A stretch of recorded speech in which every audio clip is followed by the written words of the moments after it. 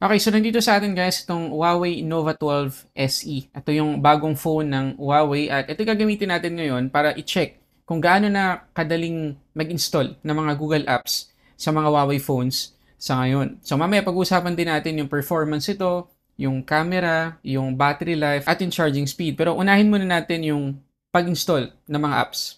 Okay, so upon setting up guys, ito yung makikita natin na itsura nitong Huawei Nova 12 SE. Mamaya pag-uusapan din natin yung design. So unahin muna natin yung pag-install ng mga apps. Siyempre priority nating install sa mga Huawei phone sa ngayon ay mga Google Apps. So try natin. So open lang natin guys yung Huawei App Gallery. Tapos search lang natin yung kahit anong apps na gusto natin. Halimbawa, YouTube. Meron yan. Chrome. Meron din yan. Gmail. Meron din. Google Search. Meron din. Google Maps. Meron din yan. At mamaya itatry natin kung gumagana ng maayos. Facebook. Instagram. Google Photos. At Google Meet. Meron lahat niyan sa App Gallery. So, kayo na-install natin yung mga apps na pinakita ko sa inyo kanina. Ang gusto ko lang i-point out guys, hindi natin kailangan mag-install ng mga third-party na application para lang ma-install yung mga top apps na to. So, pakita ko sa inyo kung gumagana talaga na maayos. Okay, so ito yung mga nakita nyong in-install ko kaninang apps. Okay, try natin yung YouTube. Tingnan natin kung may error ba or whatsoever na issue. Tapos, try natin mag-play. Ayan, live pa yan ha. Live video pa yan. Ayan. Diba? Napaka-normal naman. Tapos, try naman natin yung Google Maps. Ayan guys, oh. Pwede nating i-zoom. Ayan. Zoom out. Pwede rin tayong mag-search. Halimbawa, Burnham Park. Ayan, oh. Meron pang Street View. Ang bilis mag-load. So, walang issue kahit tong Google Maps. Google. Try natin yung Google Search or Google Apps or Google App mismo. Ayan, no? Diba? May mga news pa tayong makikita. So, lahat guys ng install nating apps kanina, walang issue whatsoever. Wala din siyang ini-install na third party or binubuksan na third party app para lang mabuksan yung mga in-install nating applications kanina or yung mga Google Apps. O, diba? Sobrang dali na mag-install dito ng mga Google Apps, lalo na dito sa bagong Nova 12 SE. Okay, so ngayon naman, pag-usapan natin yung design nito. Okay, so makikita nyo guys na napaka-simple pero ang social, ang premium na itsura ng phone na to. So makikita nyo ngayon, yung likod niya ay matte finish, tapos may glitter effect. Tapos yung nakikita nyo dito na design ng kanyang camera module, ang tawag nila dyan ay Star Orbit Ring. Ayan, ganda, di ba? Pero if ever na ayaw natin tong color black, meron naman tong color green. Tapos sobrang gaan lang guys ng phone na to, 186 grams to be exact. So if ever nagagamitin natin to ng matagal-tagal, hawak-hawak natin, hindi tayo mangangalay agad-agad. Hindi ko lang masyado nagustuhan dito sa 12 SE ay single lang yung kanyang speaker. Dito lang sa may ilalim. So hindi ganun ka-immersive yung panonood natin ng videos or movies dito. Pero in fairness naman guys, sa quality ng kanyang speaker, hindi naman ako nabitin. So okay lang. At speaking of movies, TV series, gumagana guys dito yung ating Disney Plus. Ayan, kitang-kita nyo naman. Tapos guys, yung biometrics natin dito ay fingerprint scanner. Ayan, nandito sa may right side. Medyo, ano lang siya, medyo unti lang yung umbok niya eh. So parang halos kapantay niya na yung frame. So, depende rin sa atin. Medyo mag-matter na yun sa ating preference. Pero ako hindi ko masyadong preferred kasi yung lubog na power lock button.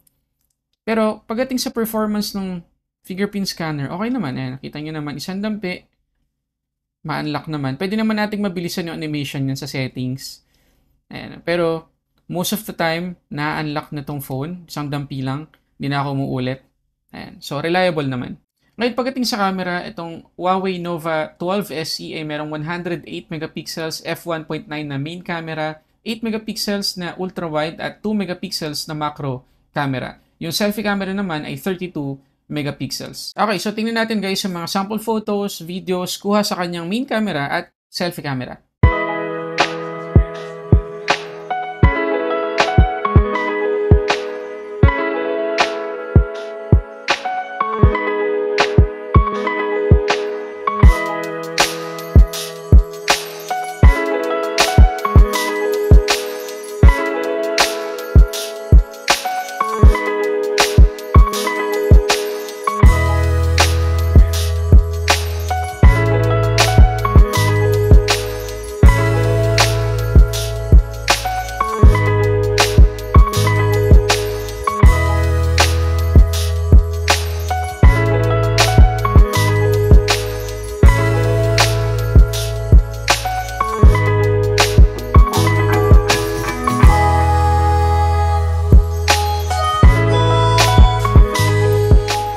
Okay, so yung pinakasagat na video recording natin dito sa kanyang rear camera ay 1080p. Ayan, 1080p 30 fps. Ayan, try natin dito kay Soft. Ito yung 1x. Ayan, ito yung 2x. 2 times. Ito naman yung 8 times. Ayan, balik natin sa 1x. Ayan. Okay. Meron siyang natural depth of field. Medyo nakaboke yung likod ni Softy. Ayan. Diba? Comment kayo sa baba. Anong masasabi niyo sa quality? Okay. So, dito sa selfie camera ay 1080p din yung video resolution na pwede nating ma-record. 1080p 30 fps. Okay. Tapos meron tayong EIS dito or Electronic Image Stabilization. So, may konting stabilization kahit pa paano kung sakaling gagamitin natin to outdoor, maglalakad-lakad tayo, ganyan mag-vlog, pwede naman, walang problema. Ayan. Pero hindi siya ganun ka-wide kapag naka-selfie video recording tayo kasi may EIS nga tayo. Di ba? Pero pagdating sa quality, ayan, nakatapat ako sa ilaw ngayon, okay naman siya. Balance naman yung exposure natin, hindi tayo overexposed. Yung skin natin, skin texture natin, natural naman, hindi naman tayo makamanikin. Nandun lang siya sa pagka-bluish na color temperature, pero hindi naman sobrang lala. So, okay naman. Ano masasabi nyo? Comment kayo sa baba. Okay, pagdating naman guys sa kanyang display, naka 6.67-inch OLED Full HD+, 90Hz, full view display. 91.85% screen-to-body ratio tayo dito na merong 100% P3 color coverage. Kaya ma-expect ninyo maganda talaga yung color production nito. Kaya talaga mag-enjoy tayo guys kapag nag-play tayo dito ng mga high-res na mga videos, movies, TV series. Kasi ang ganda talaga ng color production nito. True to life na siya. Napaka-accurate na para sa ganitong presyo. Tapos kapag pumunta tayo dito guys sa kanyang display settings, ayan, makikita nyo meron pa tayong ilang mga options na pwedeng galawin para mas ma-enjoy natin yung paggamit dito sa phone. For example, color mode and temperature. And meron tayong dalawang preset, normal or vivid. Vivid, syempre, kung gusto nating mag-pop pa yung kulay ng kanyang display. Normal, kung mas natural naman. Tapos, makikita ninyo na pwede nating enable yung smart resolution or i-disable. Pero kung i-enable natin to guys, from 1080p, pwede siyang bumaba to 720p kung kinakailangan para makatipid tayo sa battery life. Tapos, yung screen refresh rate setting niya guys, merong tatlong option. Dynamic, high, tsaka standard. So, alam nyo na yan. Kapag standard, naka 60Hz lang tayo. Kapag naka-high, naka-fix siya to 60Hz. Pag dynamic, 90Hz to 60Hz. At napakadami pa nating option sa display na magagawa dito sa Nova 12 SE. Pagdating naman sa performance, naka-EMUI 40 na tayo out of the box. Snapdragon 680 yung kanyang chipset. 8GB yung kanyang physical RAM at 256GB naman yung kanyang storage. Okay, para dun sa mga gustong mag-customize ng kanilang Huawei phone, magagawa nyo yan dito sa 12 SE. So, punta lang kayo sa settings, tapos home screen and style. Makikita nyo na ang dami nating pwedeng galawin pagdating sa kanyang customization. So, halimbawa, themes, pwede pa tayong mag-download ng iba pang themes na gusto natin. Ayan, halimbawa, itong headline, kasama na yung mga icons sa mababago kapag in-apply natin. At marami pa tayong pwedeng i-download. Meron din tayong always on display. Ayan, napakadami nating pwedeng magamit dyan. At meron din tayong magazine unlock, tsaka yung icons. Pwede din tayong mag-download ng iba't ibang mga icon pack.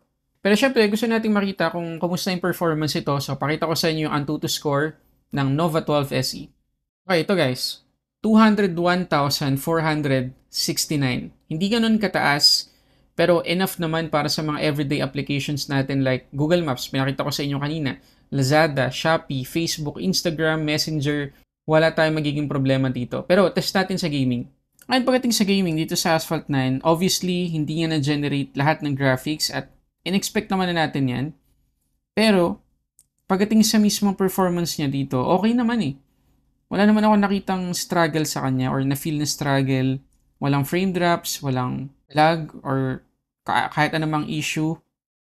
Smooth lang, smooth. Pero pagdating nga dun sa max graphics, hindi niya talaga pwedeng maibigay yan sa atin kasi Yung Snapdragon 680, medyo limited talaga yan pagdating sa gaming.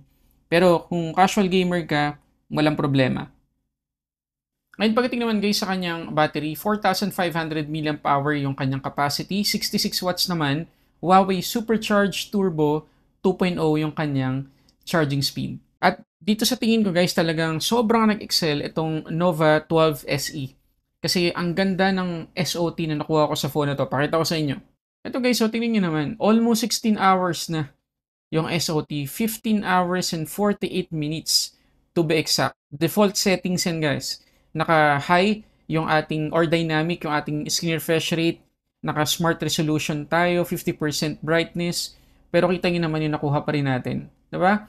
Maaasahan natin yung battery performance itong Nova 12 SE. At knowing na pwede tayo makapag-install dito ng kahit anong apps, kahit yung Google Maps, Waze, ganyan, Grab, pwede natin itong gamitin sa business natin. Kung gagamit tayo ng mga location-based or GPS-based na mga application, kahit maghapon, maaasahan natin ng battery performance ito. And pagdating naman guys sa charging, from 37 to 100%, 33 minutes ko lang na-charge yung phone na to. Napakabilis. At mabuti na lang talaga, dito sa laman ng box ng Nova 12 SE, meron tayong, pakita ko sa inyo meron tayong 66 watts na charger. Ayan, Ayan, 66 watts. So, kasama na yan sa box. Tapos, USB-A yung ating port. Ito yung charging cable. Meron din tayong jelly case para maprotektahan natin yung napakagandang likod ng phone na to. Ayan, Pakita ko sa inyo yung jelly case. Yan. Diba? Protected. Diba? Lahat. Tapos, ayan, meron tayong SIM ejector pin. Okay, so okay guys, ano masasabi nyo dito sa Huawei Nova 12 SE? Pero primarily gusto ko malaman yung opinion ninyo sa naging improvement ng Huawei pagdating sa pag-install ng apps, lalo na Google applications. Comment kayo dyan sa baba. Sa tingin nyo ba, napakadali na talagang gumamit ng Huawei phone, mag-install ng mga apps dito? Comment kayo dyan sa baba. Kasi kung ako tatanungin ninyo, ang laki ng in-improve. Talagang sobrang simple na. Search mo na lang dun sa app gallery, yung YouTube, yung Gmail, mga Google Apps, pwede nating ma-install. So, yun lang muna guys. Maraming salamat sa panonood para sa samot-saring unboxing reviews. This is Sulit Tech Reviews.